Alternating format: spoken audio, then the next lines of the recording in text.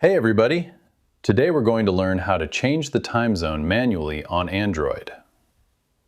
First, open the Settings app. Scroll down the primary settings menu index layout and tap directly on System. Or if you're on Samsung devices, click on General Management. Inside, look for the configuration row option explicitly labeled Date and Time and tap on it.